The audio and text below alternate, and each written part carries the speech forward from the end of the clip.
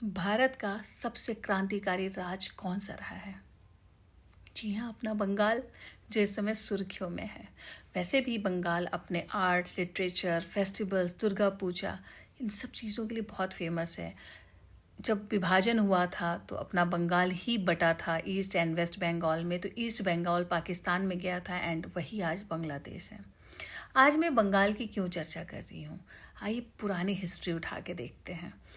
1754 में वहाँ पे बंगाल राज के जो नवाब थे सिराजुद्दौला, बहुत ही बंगाल में उस समय सबसे ज़्यादा इंडिया में अगर पैसा किसी राज्य के पास था तो वो था बंगाल।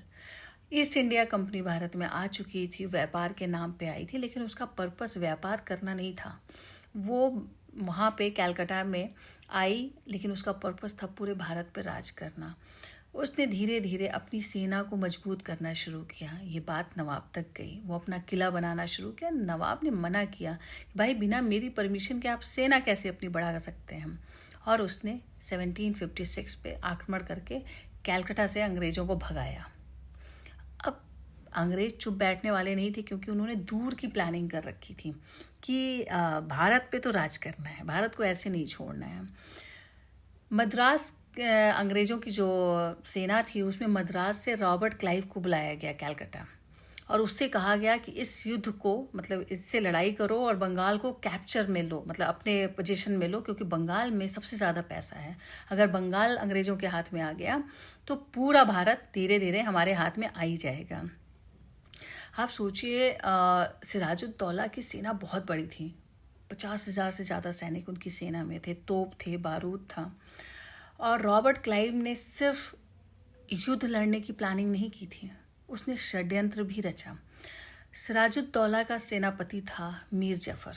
उसने मीर जफ़र से बात की, उसने कहा कि ये सिराजुद्दौला गुस्सैल आदमी है, ये किसी का भला नहीं कर सकता है, तुम मेरे साथ मिल जाओ, तुम मेरे साथ मिल जाओ, मैं तुम्हें नवाब बना दूंगा बंगाल का।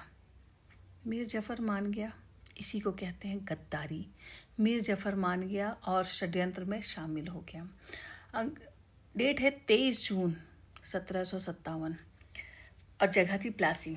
वहाँ पे हुआ प्लासी का युद्ध। इतिहास में सबसे ज़्यादा जो इस युद्ध को इम्पोर्टेंस दी जाती है, जिसके बाद अंग्रेज़ों ने पूरे भारत पे वर्चस्व की नींव रखी, वो प्लासी का ही युद्ध था। युद्ध के ग्राउंड में जब ये लोग पहुँचे सिराजुद्दौला, तो उस दिन बारिश हो गई और आभास था कि बारिश होगी। सेना जो मीर जफ़र था सेनापति, उसने ना तोप हटवाए ना बारूद हटाए, सारे तोप बारूद खराब हो गए बारिश में। अंग्रेज़ों ने तो अपने बचा रखे थे। जब प्रॉपर लड़ाई शुरू हुई तो मीर जाफ़र, क्योंकि सेनापति था, और उसके सारे सैनिक लड़ना ही छोड़ दिए, लड़ाई ही नहीं किए। सोचिए कितना बड़ा दुर्भाग्य था, कितना बड़ा धोखा था, ये इतिहास का इतना बड़ा धोखा था जिसमें सेनापति ने अपने ही नवाब को धोखा दे दिया, चुपचाप खड़ा रहा और नवाब अकेला पड़ गया, पकड़ा गया, हारा, और उसके कुछ दिन बाद उसे मार दिया गया। मीर जफ़र को जाहिर सी बात है, जैसा अंग्रेज़ों ने प्रॉमिस किया था, उसे वहाँ का नवाब बना दिया, लेकिन पावर आई किसके पास? अंग्रेज़ों के पास। और उन्होंने अपनी नींव रखी, अपनी जो व्यापार करने की नींव रखी थी कि हम व्यापार करने आए हैं, उन्होंने राज करने की जो नींव रखी वो प्लासी के युद्ध के बाद ही रखी, और धीरे धीरे पूरे भारत में फैल गया। बंगाल का सारा पैसा आपने कैप्चर में कर लिया। और ये है बंगाल की एक छोटी सी कहानी। अक्सर आपने सुना होगा कि प्लासी का युद्ध, प्लासी का युद्ध, प्लासी का ही युद्ध था, जिसके बाद अंग्रेज़ों ने अपने वर्चस्व की नींव रखी, इसको जीत कर।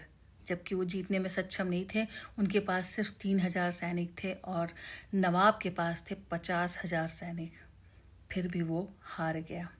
तो ये है बंगाल की एंड प्लासी युद्ध की छोटी छोटी सी कहानी। आई होप आप लोगों को पसंद आई होगी, क्योंकि बंगाल इस समय सुर्खियों में है।